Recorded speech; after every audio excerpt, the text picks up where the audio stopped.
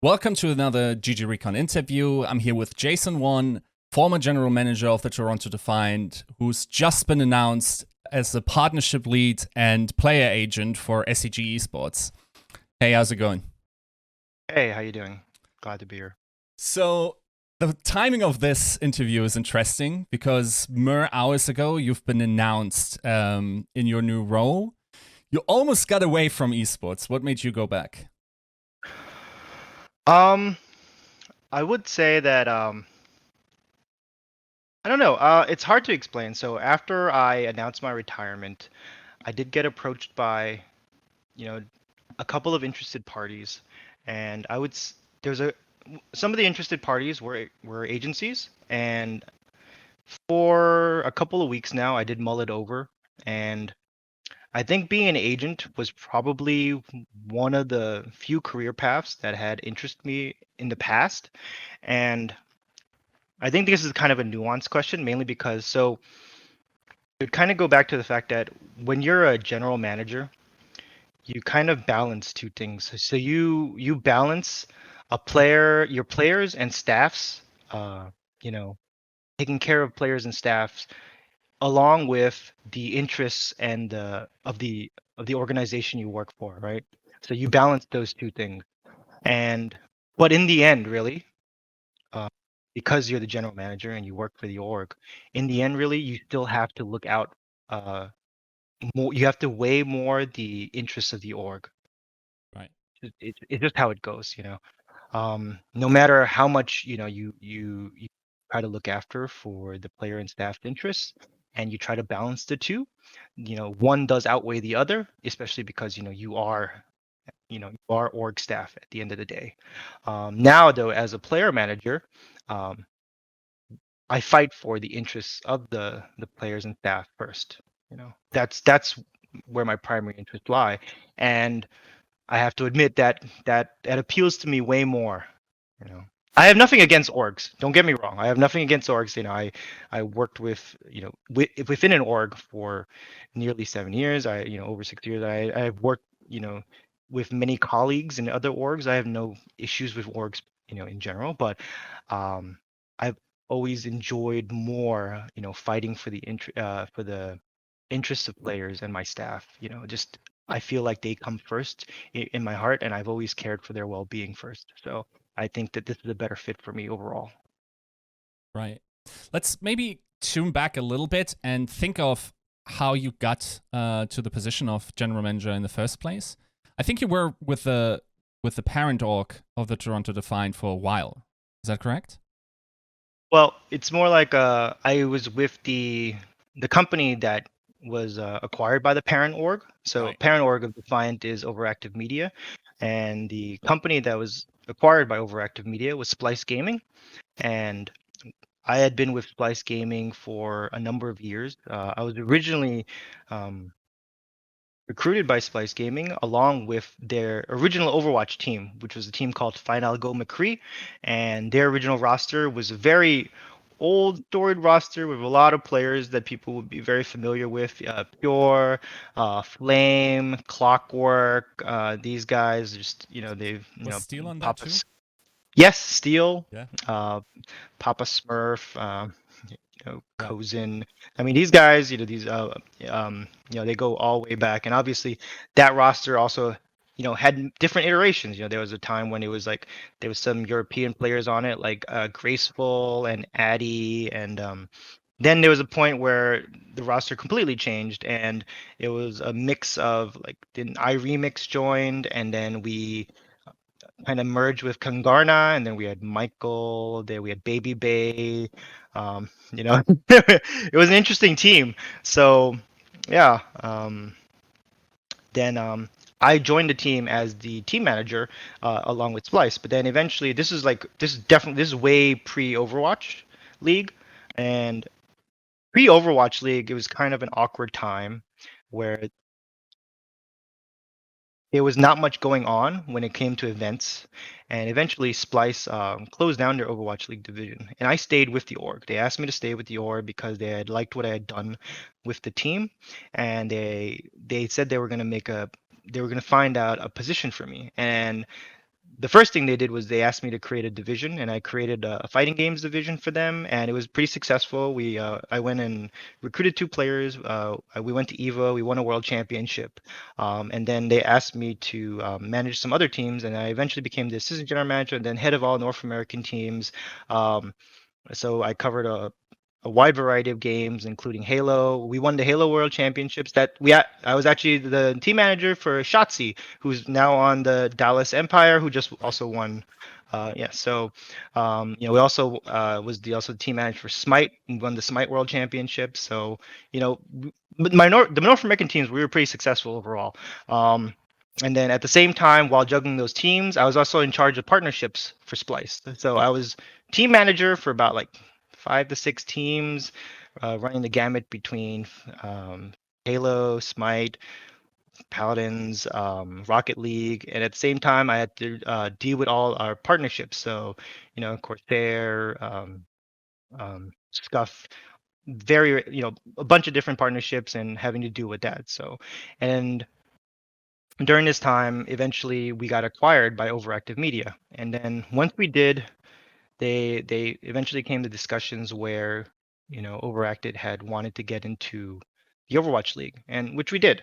And once I found out we wanted to get into Overwatch League, I talked to the ownership, and Marty, who was the CEO of Splice at the time and eventually became the senior VP at Overactive. I said, look, I came into Splice as the Overwatch GM, and that was, my first game I really cared about. I'd rather be, in charge of that than, all these other games, and then, just I wanted to focus on one franchise, and that's what I ended up doing.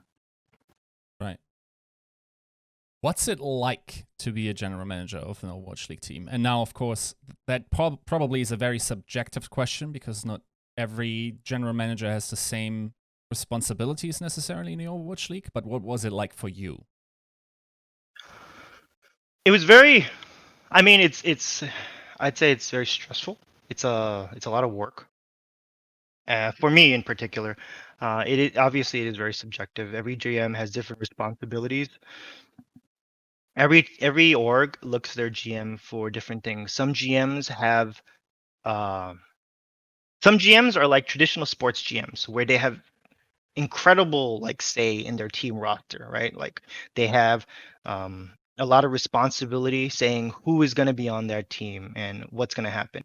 And then other teams, their GMs are more administrative. They do a lot of logistics and admin and whatnot. And I would say I was a bit of a combination, not too involved in one or the other, but I did a lot of a lot of both. But it was very much a stressful time just to be, especially because we had just launched our franchise, and it's not the easiest thing to be a GM of the Overwatch League team. None of the GMs will say it's an easy job. It's it's very much a thankless job because you get very little credit and all of the blame. Uh, so you do get a lot of blame, um, but I'd say it's also, if you care about the job, it can be very rewarding. And I cared a lot about my players and staff and about their well-being, and you know it also stressful because, and I didn't want it to be so stressful because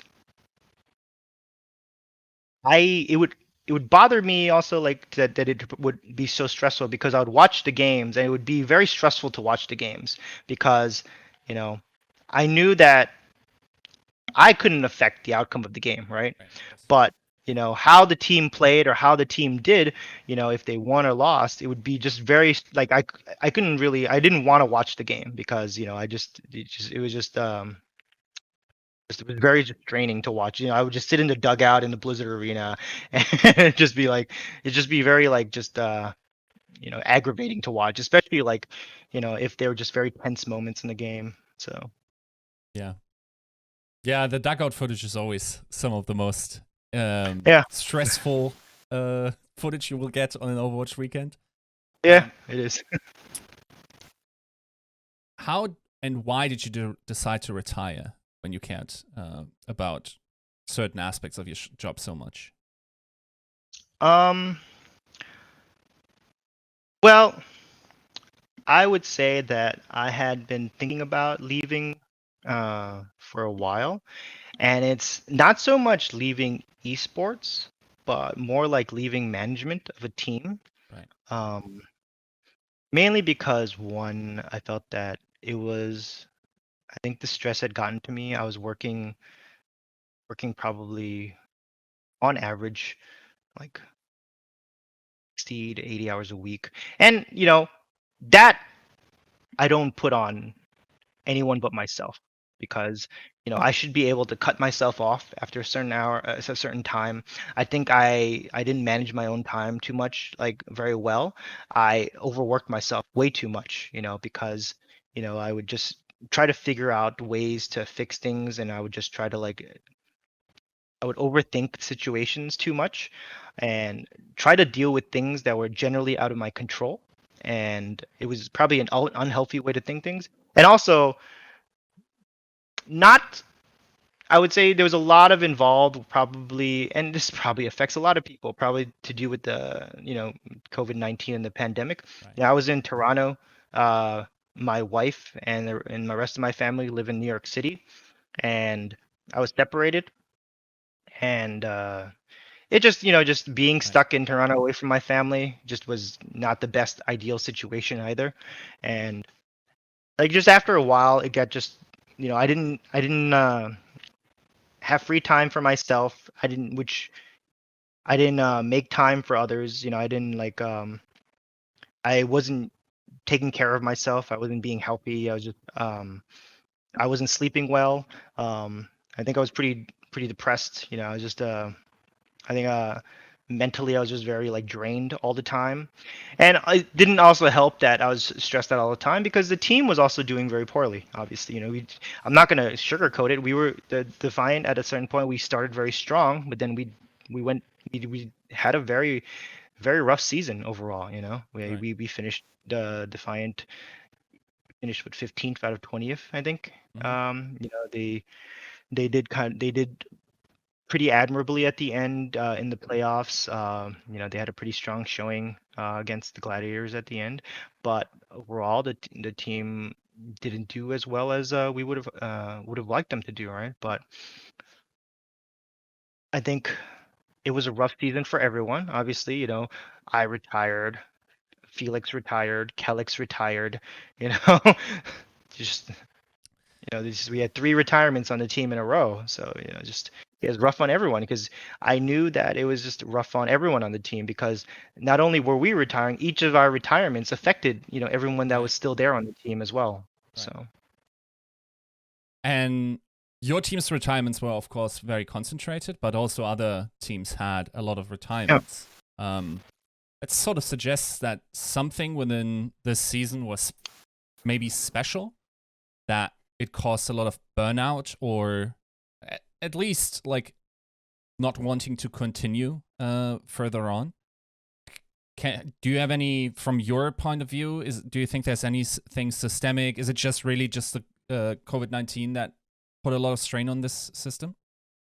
I think overall, I think out of the three major franchises, right?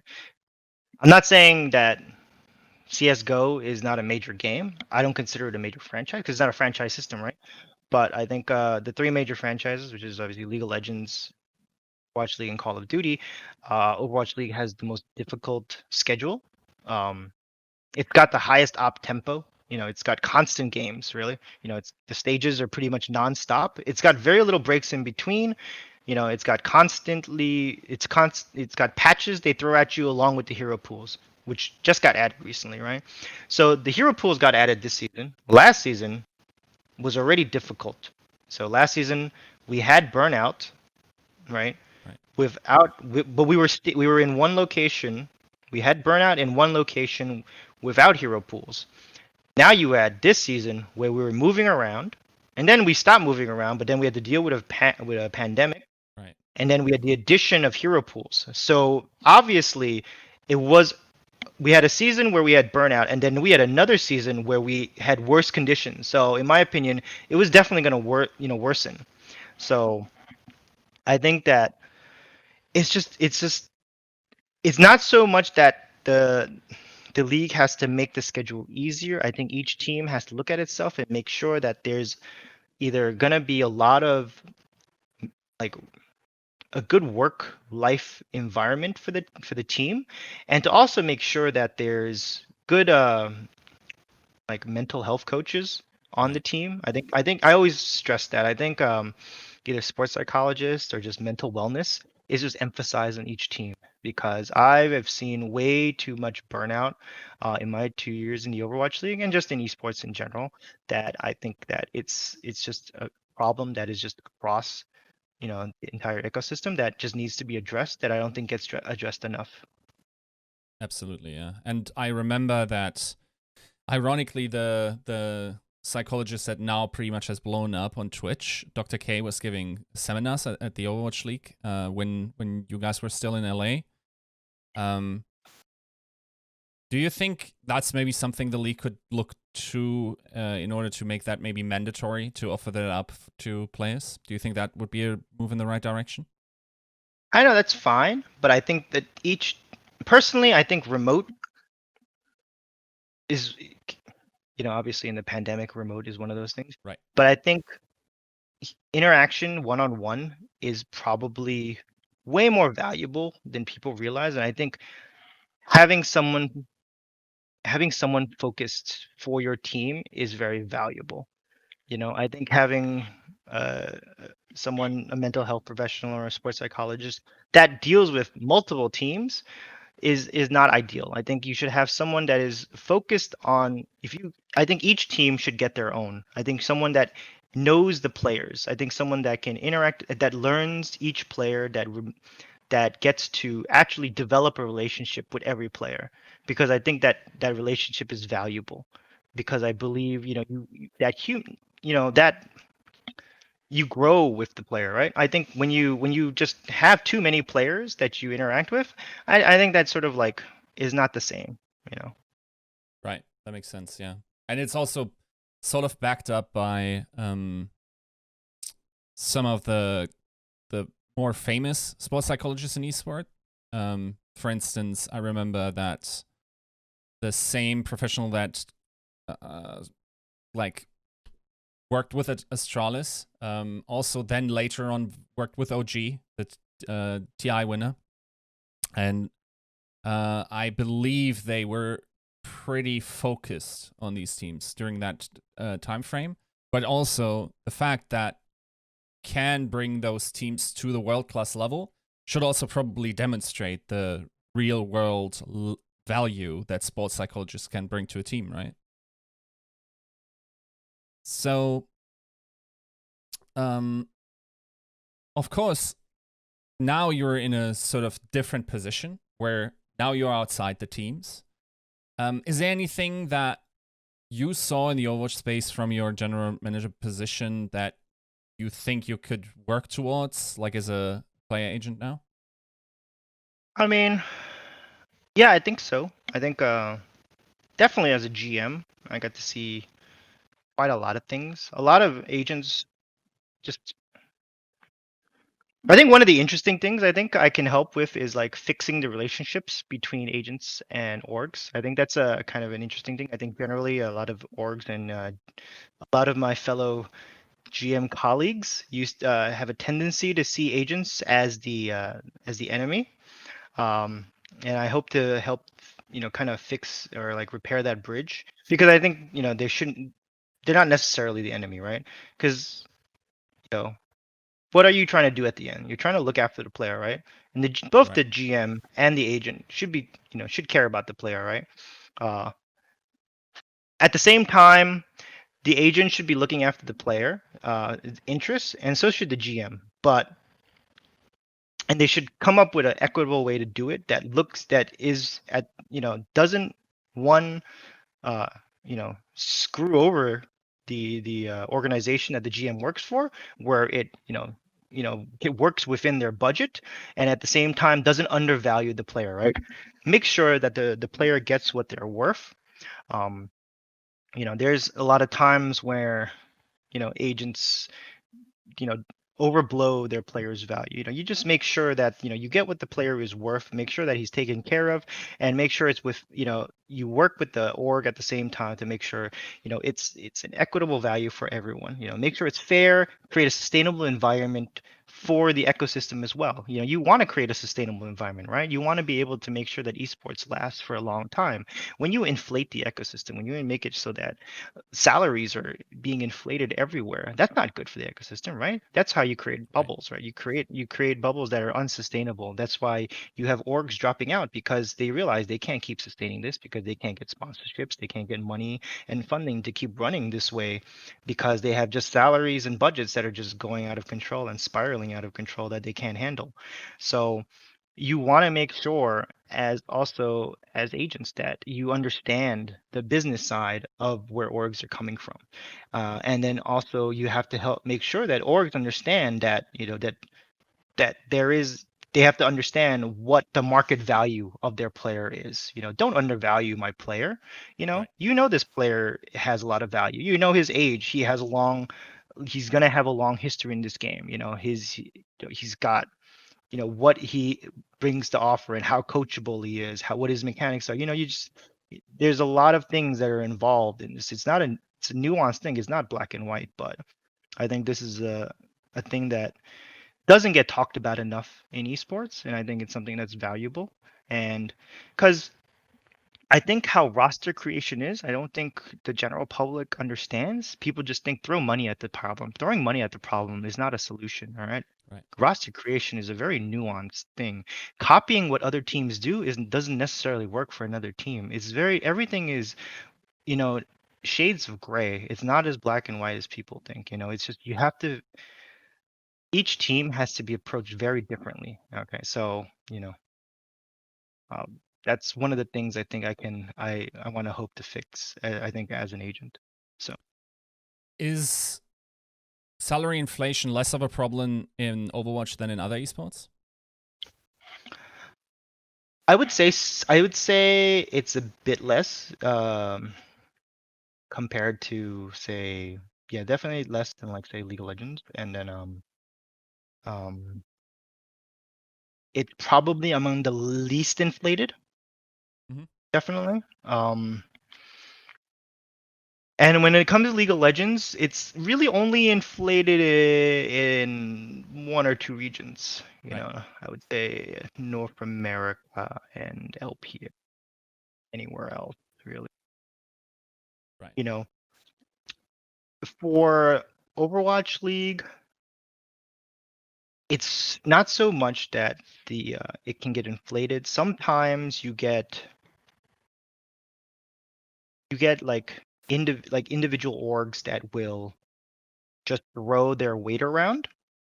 And I'm not saying that's necessarily a bad thing. You have a large budget and you want to win. Right. I'm just gonna New York Yankees the hell out of this. Just gonna throw all this money in, and I want to win a championship. Like, bam, Right. let's just get all the top players we can. There's nothing wrong with that, right? Right.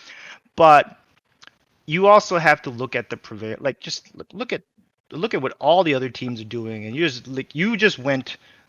took all everyone's budget and you just tripled it. You're like, that is like, and the thing is, that is massive, right? Like, so I don't know if that's necessarily like a great thing to do, like, and that is why, like, it's personally, I do think maybe having transparency when it comes to their salaries is important. I think the pros outweigh the cons. There are obviously some cons to everyone knowing each other's salary. Right. Uh, yeah, especially on the same team. Obviously, there's going to be some negatively involved when a player knows he's getting paid a lot less than his teammate. Especially, say you're on a team, you're getting paid like 50K less than your teammate, but you're performing way more. Wouldn't that bother you? You're the one Right. showing up, but your teammate doesn't show up and he gets paid all the time. But just obviously player transparency, I think, still is just better for everyone involved. Um, I think it allows for accountability, Right. just in general. Um, but yeah. Do you think there's a threat of the public knowing these values and therefore applying pressure to the players as well, and that getting to the player? And whose responsibility is that to not have that on the player? I mean, obviously there's going to be added pressure on the player, right? It's up to both the player and I would say, just on the agent of that player. Number one, if the player does have an agent, the player's coach staff, the player should have a support structure around them, right? I think there's never a lot of orgs teams don't have enough support structure around their players, because you should, and I think that's what causes a lot of players to burn out, because one, they don't have enough support structure, or they don't look to have it, they don't reach out to have enough, because there are options, there are ways that you can look for help, but either that, or they don't feel like their team is out there to look out for them. But it's up to not just the player, but like their org to look out for the player at the same time.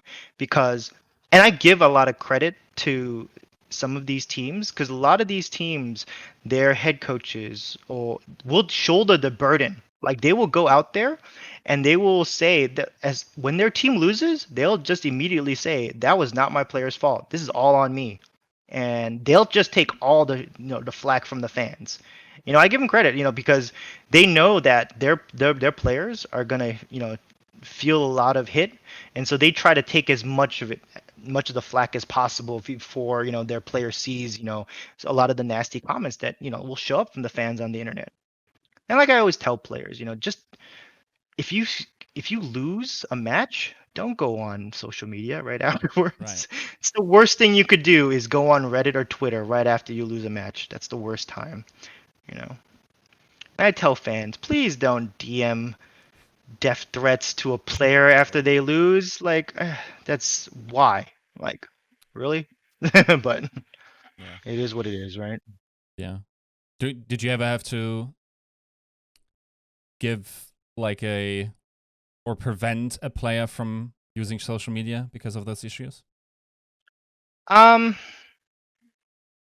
recommended the players to stay off of social media right after some losses. You would see some players try, and then they'd be okay, and then you'd see them like really unhappy afterwards, and then you realize that they couldn't help themselves and looked.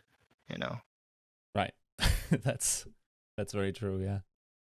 Yeah. So in the sort of thematic, And I've had my fellow GMs do the same. I'd sit there with my fellow GMs after a loss, and they'd just be like, "Hey, look, I'm learning to Reddit. They said, hey, they should fire the GM." I'm like, "Why are you reading Reddit?"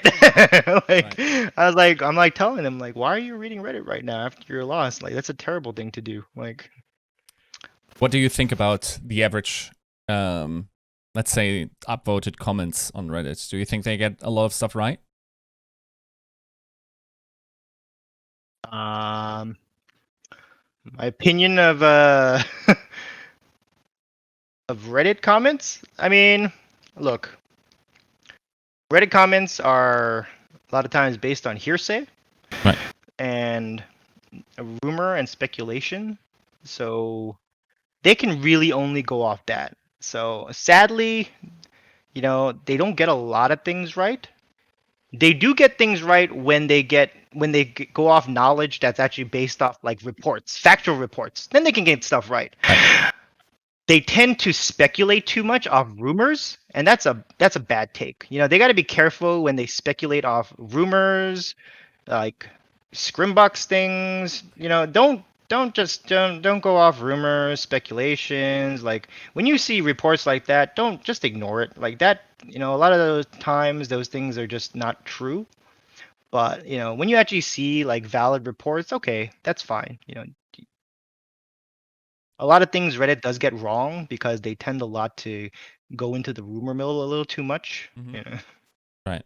Yeah, and to a degree, it's of course, as you said, like there's only so much knowledge currently going around in terms of like contracts. Yeah. Maybe that will help evaluate what orgs deem players are worth. Of course, there's always the marketing aspect also to consider in those numbers. It's certainly a double-edged sword in how this works out. Now, of course, this sort of leads into another very frequently asked question. And it's also because the contract structure has changed for the next season. And a lot of optionality in those contracts went to organizations, meaning that now you can sign shorter contracts with the org being the deciding factor if they want to extend or whatever it is, right? Like sign for a certain amount of time. Of course, the reasons for those situations are also apparent in some of those players being in those contracts for a long time, probably longer than desired. On the other hand, this does take some leverage and or security away from the players. Yeah. How have you received that change? I mean, so there's two ways to look at it, right? Like, so this is not a player favored, obviously, change. This is definitely more of an org favored change. I would say that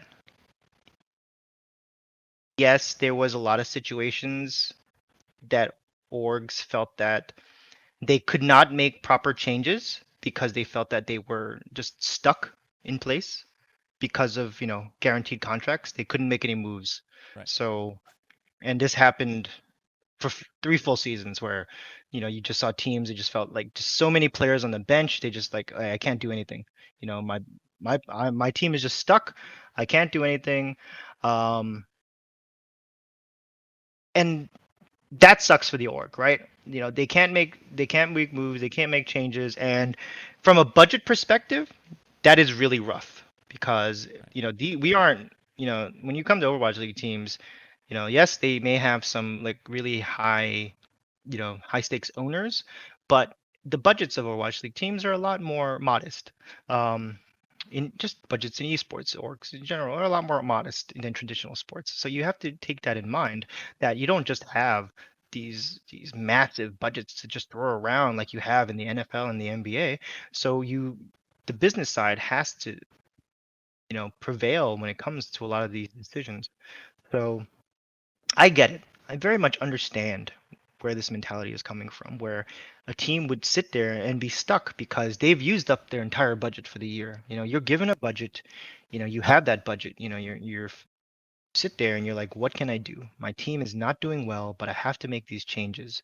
And I can't sell this player. Nobody wants him.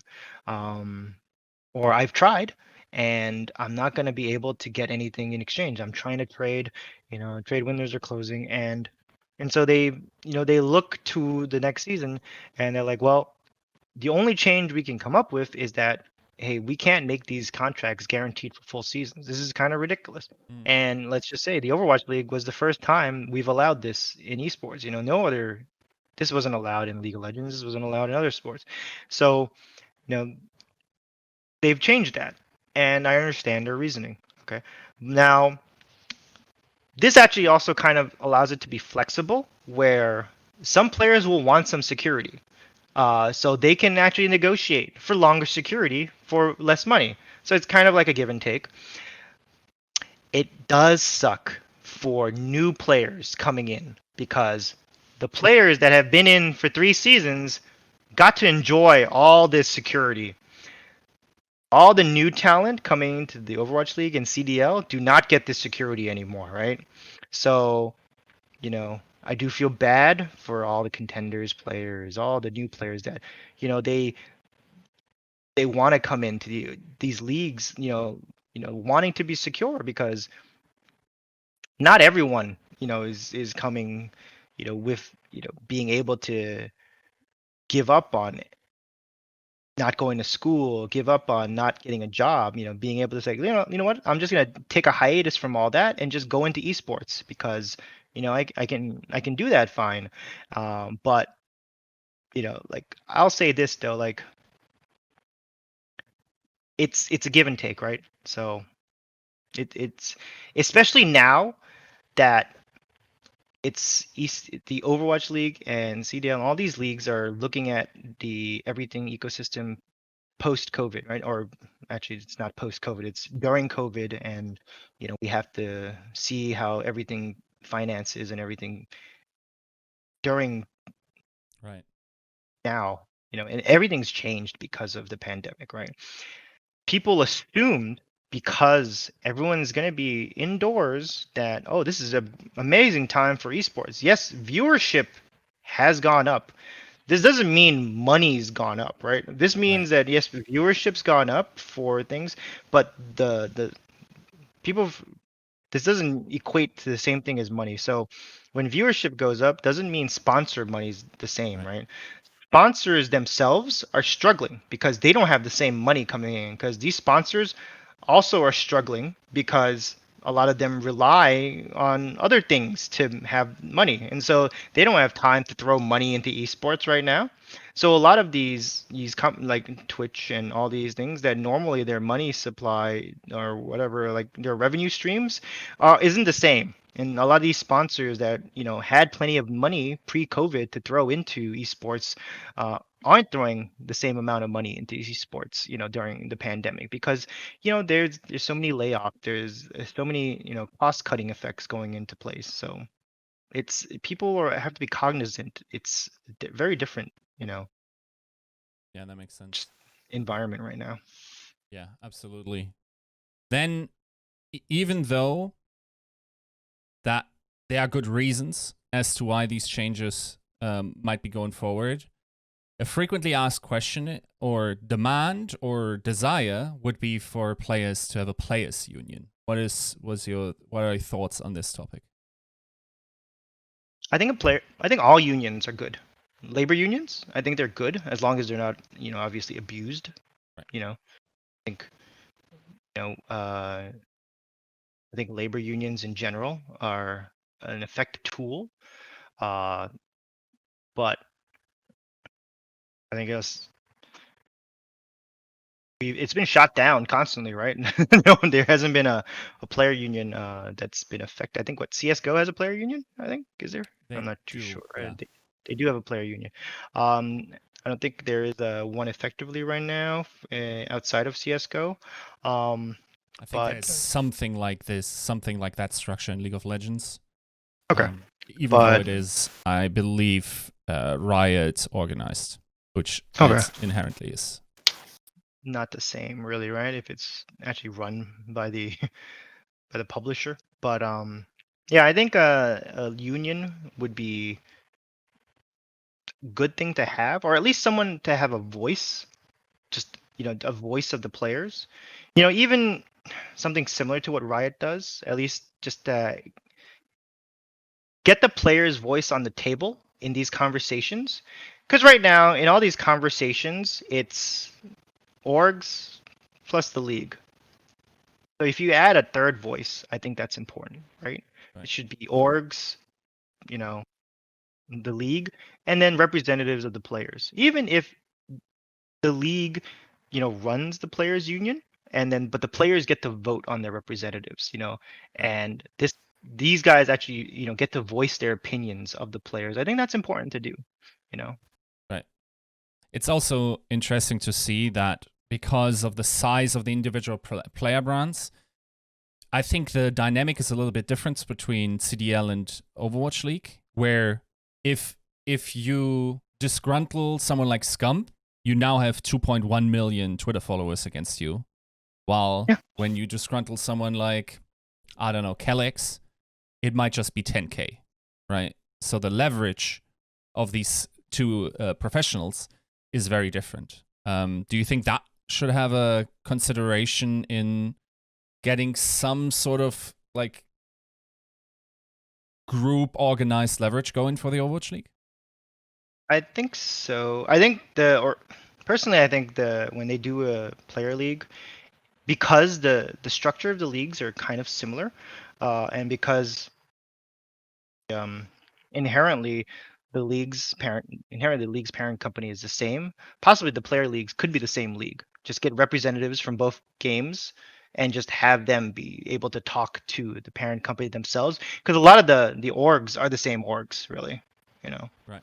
And a lot of the ideas are basically the same. Maybe not be in the same meetings, mainly because there's different rules for CDL and different rules for OWL. But it could be a generalized players or union that gets to sit at the table at least to talk and have a voice. That makes sense. Yeah. Being able to have a voice, I think, is very important. Right.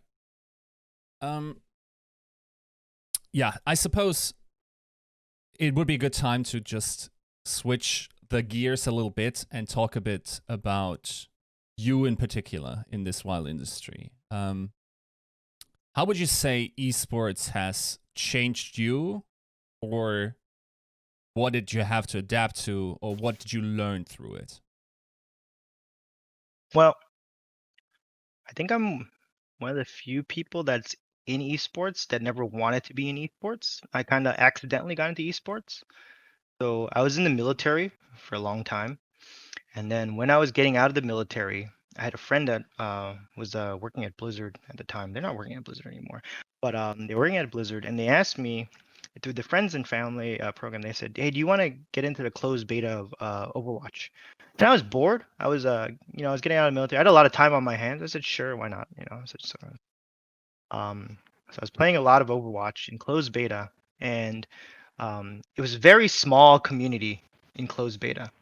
And so a lot of those players eventually in closed beta ended up being pros early on in Overwatch League. Yeah. And that's where I got to know like Pure and them and everything. And I remember um, I was just chilling and on Discord like Brad of Pure, he asked me if he was making a team, and he made a team with a bunch of his friends, and he said, "Hey, you help me try to find an org for us." I said, sure. So we had a team deck and everything, and we shopped around, talked to a bunch of orgs, and that's somehow I just ended up just sticking around, and it kind of like fit me because I had been an NCO in the military, and I took care of soldiers, and then I was taking care of players, and I just sort of like just kept doing what I was doing, looking after guys, just making sure they got taken care of, just their day-to-day stuff, and looking after their interests, and making sure that they were happy at the most part, um they got along, but and then I just kept doing it, and I guess I was pretty good at it. I I I feel like I always had a connection with the guys I worked with, and I've just been here for a long time now, and so just doing what I do mostly behind the scenes quietly, and just Right. Is that what you do it for? Just like sort of in some sense, it feels like esports teams, especially in high pressure situation where you have a tight knit group. Of course, it's not a matter of life and death, but the underlying fabric of having like a tight knit group that has to overcome adversity, is that at all comparable, or would you say that's more an ignorant statement? no, I think there's a lot of that. There's a lot of like just a lot of camaraderie involved. You try to you when you come together as a team, and I think there is a lot of importance to that. Because it's when you have an effective team, it's not just work, right? Mm-hmm. You actually start, your teammates, you start caring about your teammates. There should be a lot of camaraderie there. You should actually care about your teammate. There should be a lot of, there should be more than just coming into work, you know? Absolutely, yeah. So perhaps a little bit more on the macro side and sort of you as a parent. I'm interested to see where your mind goes to with this question. Is the current esports environment something you would introduce your kids to? Like if I would want him to enter esports, I Yeah. don't know Would about, you well, recommend so, them to become a professional of some sort in the esports space? I mean, I would probably monitor his like just to, so I think a big issue with esports compared to traditional sports is that traditional sports, there's a lot of structure behind it from when you're very young to like when you're an adult. There's youth programs, there's junior leagues, there's high school, there's collegiate sports. It's a constant thing almost, right? Where you get to develop, as an individual through team sports, like continually throughout, right? A lot of time in esports, you get thrown in as a pro, like without any of that development, Right. and you don't get to actually become like, I would say, a complete 360 whole player like as you do in traditional sports. You don't get a lot of that development as you do in traditional sports as you do in esports. A lot of times in esports, you get thrown in and you have to learn along the way. And you better hope that your mentors, you hope you have mentors, or you hope you learn fast. Right. So, if I, you know, luckily I have experience, and if my son was talented enough, I would do my best to give him that mentorship and lead, and try to like steer him properly and all this stuff. So, and I think it will get, hopefully it'll get to a point where esports is, entrenched enough in everyday culture that it is a common thing where there is high school programs and youth programs, and it's just a thing that's everywhere, right? That you can actually, there is an actual viable thing where you have high school programs and you get the best kids out of high school being recruited into like collegiate programs. I think that'll be a phenomenal thing, right? But Is it just time that's holding this back, or does esports need to become fundamentally bigger? it might be time, or it might be fundamentally bigger. Maybe it's just, that's a hard thing to answer, right? I'm not sure like what is holding us back, because esports is still pretty new, right? Compared Right. to how long everything else has been around. So it could be a combination of both, or it could just be time, right? Where would you like to see yourself in that? That's a bit of an interview question, I suppose, job interview question, but where would you like to see yourself in that involvement of the development of the infrastructure in esports? I mean, I think where I am right now, looking to, help players along, I think is important. Doing what's best for trying to find, I think this is a new path for me right now, being as an agent and working with an agency. But I think it would be cool to like, eventually see stuff where there is much greater infrastructure for youth programs. And I'm not sure if I'm the person to even be talking about that, but I would love to eventually see where it's, my son, could enter into like high school and be in a, high school team. Just, I think that would be great. I would be the obnoxious dad in the stands Right. that yells at the ref, that ref, and then gets kicked out of the, Right. but but it's one of those things. How old is he right now? He's 8 now. He's 8 Okay. years old. Oh, that's getting dangerously close to the Yeah, point where it's like it's probably going to start, right? yeah. Sadly, he likes Fortnite, so I failed him already. So sorry. Right. I mean, that's sort of like where the mechanics of this generation evolve, I suppose. So Yeah. practice. Right. I think we found out a lot about you. I think we found out a lot about esports through that specific lens and the many hats you've worn over your, I mean, in the context of esports, long career, in the context of a normal life, not that long. Everything feels sort of quicker in esports. A lot happens. Yeah. And True. We're glad we're going to have you around a little longer with a new job. Thank you. Thanks for your time.